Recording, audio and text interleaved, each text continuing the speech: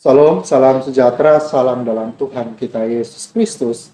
Kembali lagi bersama saya Sepnat Antoni dalam channel Antoni Ministry di saat ini untuk berbagi kebenaran firman Tuhan bagi kita sekalian. Namun Bapak Ibu, Saudara-saudara, sebelum saya lanjut, saya mengajak agar dapat mensubscriber channel saya, like, share, komen, serta jangan lupa untuk menekan lonceng notifikasinya, biar saudara-saudara tidak ketinggalan video-video terupdate dari saya. Baik, saudaraku yang kekasih dalam Tuhan, di kesempatan ini saya akan membahas tentang keselamatan. Ya, tentu Bapak Ibu saudara-saudaraku yang kekasih dalam Tuhan, berbicara tentang keselamatan, itu pasti akan timbul suatu pertanyaan bagi saudara-saudara sekalian, ya, apakah saudara telah mengimani kepastian dan jaminan keselamatan di dalam Yesus Kristus? Saudaraku yang kekasih dalam Tuhan, berbicara tentang keselamatan, tentu pasti kita memiliki paham yang berbeda, apalagi berbeda denominasi gereja. Ya, ada orang-orang yang mengatakan bahwa keselamatan itu adalah pulih dari segala yang hilang karena dosa dan luput dari maut. Ada juga yang berkata bahwa keselamatan itu adalah terhindar, ya, tersingkir. Ya, terhindar dari apa? Tersingkir dari apa? Murka Allah. Maka dari itu Bapak Ibu saudara-saudaraku yang kekasih dalam Tuhan, hari ini kita akan sama-sama belajar tentang keselamatan itu sendiri. Nah, bagaimana Alkitab memberikan jawaban tentang keselamatan bagi saudara di saat ini? Kita akan belajar bersama-sama.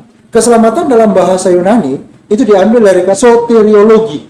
Ya, arti kata soteriologi ini yaitu keselamatan yang diambil dari kata soteria. Nah, saudaraku yang kekasih dalam Tuhan, definisi secara teologis dari kata soteria ini kita bisa lihat dalam Yohanes 3 ayat 16. Karena begitu besar kasih Allah akan dunia ini sehingga ia telah mengaruniakan anaknya yang tunggal supaya setiap orang yang percaya kepadanya tidak binasa melainkan memperoleh hidup yang kekal. Saudaraku yang kekasih dalam Tuhan, berdasarkan Yohanes 3 ayat 16 ada dua kalimat yang coba saya garis bawahi di sini, yaitu tidak binasa dan beroleh hidup yang kekal. Ya.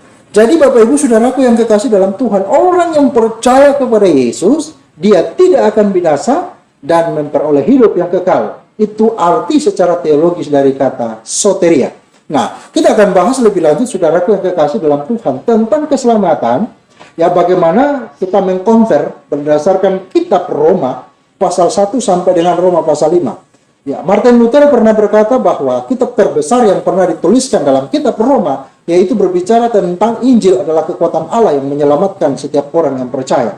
Saudaraku yang kekasih dalam Tuhan. Nah, sekarang kita akan masuk dalam Roma 1 ayat 16 sampai 17. Di sana dia katakan begini, "Sebab aku mempunyai keyakinan yang kokoh di dalam Injil, karena Injil adalah kekuatan Allah yang menyelamatkan setiap orang yang percaya. Pertama-tama orang Yahudi tetapi juga orang Yunani. Sebab di dalamnya nyata kebenaran Allah yang bertolak dari iman, memimpin kepada iman. Seperti ada tertulis, orang benar akan hidup oleh iman." Jadi Bapak Ibu saudara-saudaraku yang kekasih dalam Tuhan, kita akan memperoleh hidup yang kekal. Kita tidak akan binasa. Semua itu kita peroleh dengan cara hanya beriman, bukan melalui sebuah perbuatan baik. Hanya iman sajalah yang bisa mengantarkan kita memperoleh satu keselamatan yang berasal dari Kristus. Saudaraku yang kekasih dalam Tuhan, kita bisa lihat juga dalam Roma 2 ayat 6 sampai 7, ya. Tadi awal saya katakan bahwa keselamatan kita peroleh hanya melalui iman kepada Yesus Kristus dan bukan perbuatan baik. Sekarang kita lihat Roma 2 ayat 6 sampai 7.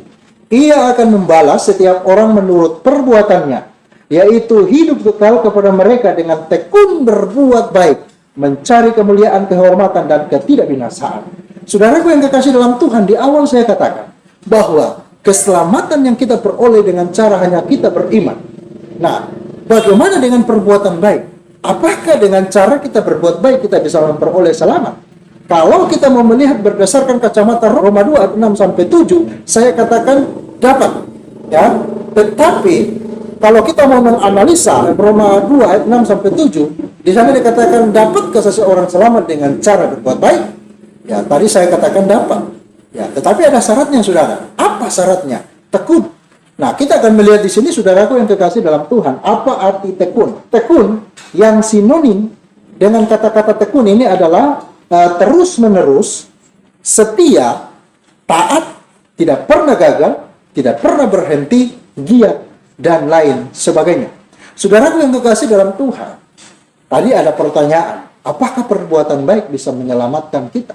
Saya katakan, ya, kalau kita melihat berdasarkan kacamata Roma 2 ayat 6-7. Tetapi ada syarat yang harus kita lakukan, yaitu pertama, terus-menerus. Kalau kita mau mengalami suatu keselamatan dengan cara berbuat baik, maka berbuat baiklah secara terus-menerus. Kalau kita mau memperoleh keselamatan dengan cara berbuat baik, maka berbuat baiklah secara setia, secara taat, dan di dalamnya tidak pernah gagal, tidak pernah berhenti, giat, dan lain sebagainya. Nah, Bapak Ibu Saudara-saudara, kalau kita mau mengcounter dengan kitab Roma ini, kalau perbuatan baik bisa menyelamatkan, saya percaya tidak ada satupun orang yang bisa melakukan persyaratan ini. Ya, kata-kata yang sinonim dari tekun ini, saudara. Tidak ada yang mampu melakukan ini. Yakobus katakan bahwa sebab barang siapa menuruti seluruh hukum itu tetapi mengabaikannya, satu bagian daripada ia bersalah terhadap seluruhnya. Jadi Bapak Ibu Saudara-saudaraku yang kekasih dalam Tuhan, jadi kalau kita mau selamat dengan cara berbuat baik, maka lakukanlah itu secara terus-menerus, secara taat, tidak pernah gagal, dan lain sebagainya. Baru kita bisa selamat. Tetapi tidak ada persoalan, tidak ada satupun manusia yang bisa melakukan itu.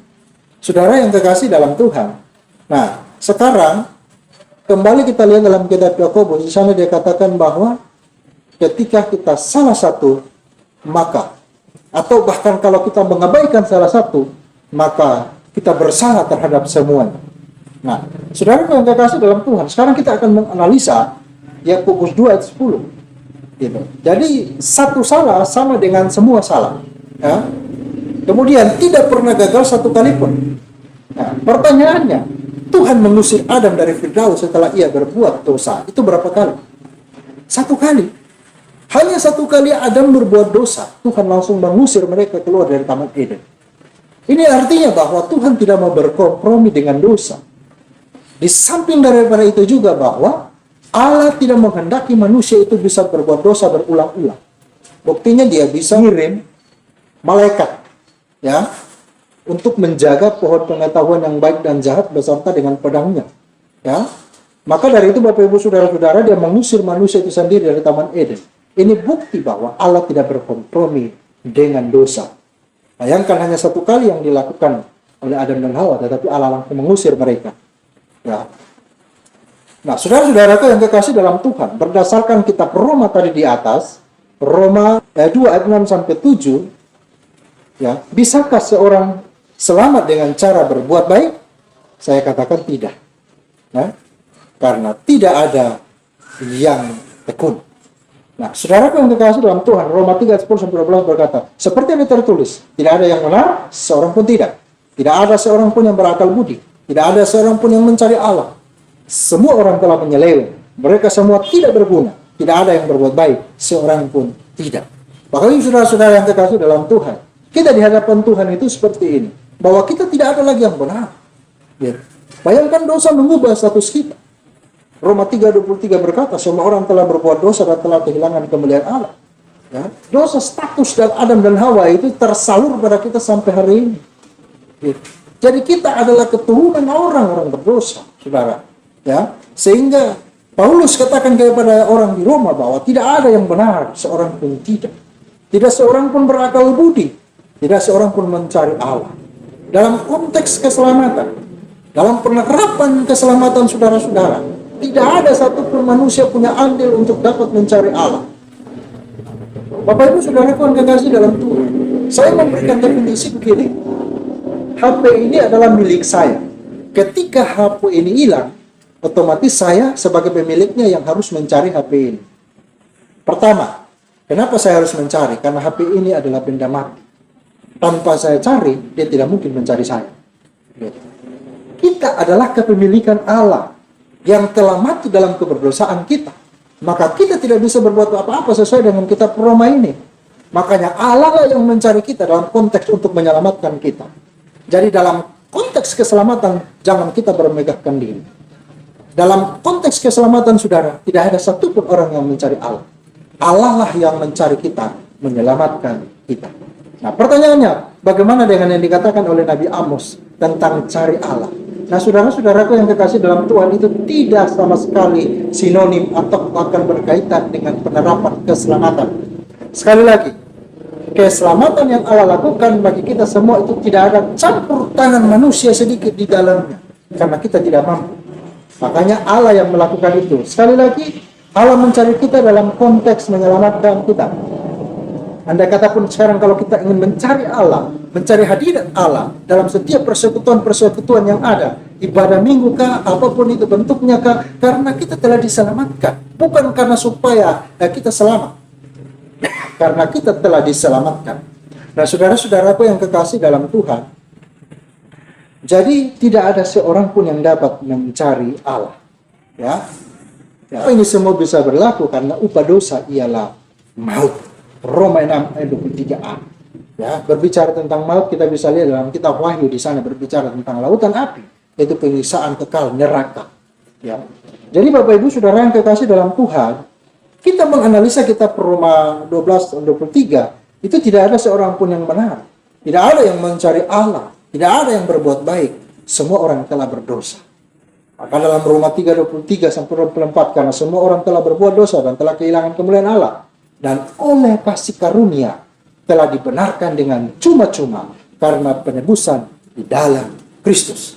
Saudara yang dikasih dalam Tuhan, manusia tidak punya kemampuan, manusia tidak punya kewenangan dalam untuk mengusahakan supaya dia selamat.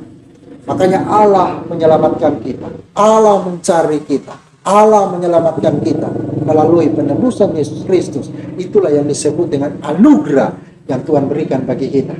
Saudaraku yang kekasih dalam Tuhan, anugerah dalam konteks perjanjian lama itu diambil dari kata ken, sementara dalam konteks perjanjian baru diambil dari kata karis, yang artinya pemberian dari atasan kepada bawahan secara cuma-cuma, yang seharusnya bawahan itu tidak pantas menerimanya, tetapi itu diberikan bagi saudara dan saya. Jadi itu adalah merupakan satu anugerah pemberian cuma-cuma, yaitu keselamatan. Saudaraku yang kekasih dalam Tuhan, di dalam Roma 3:24 itu dia berbicara tentang kasih karunia, ya, berbicara tentang atau pemberian cuma-cuma. Ya, dan itu adalah merupakan suatu hal yang lebih dari hadiah. Ya. Saudaraku yang kekasih dalam Tuhan, kenapa itu lebih dari hadiah? Kalau saya berulang tahun hari ini, kemungkinan besar ketika dirayakan, maka saya sudah tahu pasti orang akan memberikan hadiah. Gitu. Dan jumlahnya itu Bapak Ibu Saudara-saudara pasti bisa diukur, ya, nilainya maksudnya bisa diukur. Tetapi hadiah yang diberikan oleh Tuhan kepada kita seharusnya kita tidak memikirkan di luar dugaan kita. Dia lakukan, dia berikan kepada kita semua itu, sehingga hadiah yang dia berikan kepada kita itu saudara, nilainya tak berujung. Ya. Kita tidak bisa menghitung nilainya saudara-saudara. Bapak Ibu Saudaraku yang kekasih dalam Tuhan, ya, jadi anugerah yang Allah berikan kepada kita itu lebih daripada hadiah. Ya. Saudara yang kekasih dalam Tuhan, kenapa kita bisa memperoleh semua? Ya, kita memperoleh hadiah, pemberian cuma-cuma, gitu, karena kita telah dibenarkan. Ya. Dalam bahasa Yunani diambil dari kata dikaiotentes, dianggap tidak bersalah lagi. Ya, bayangkan saudara, kita tidak dianggap lagi. Bayangkan dosa kita tidak diingat lagi. Alkitab berkata seperti ke dalam tubir laut dibuang dosa kita. Pelanggaran kita tidak diingatkan lagi. Makanya Alkitab berkata berbahagialah yang dosanya tidak diperhitungkan Tuhan. Dan kita adalah orang-orang yang berbahagia. Kita telah ditebus Allah, telah ditebus oleh anaknya Yesus Kristus di atas kayu salib. Sehingga kita adalah merupakan orang-orang yang lebih daripada benar. Saudara yang kekasih dalam Tuhan, dan pemberian itu diberikan secara cuma-cuma, ya, atau gratis. Nah, sekarang mengapa pemberian itu diberikan secara gratis bagi kita sekalian? Roma 3:24 itu latar belakangnya itu berbicara tentang agora.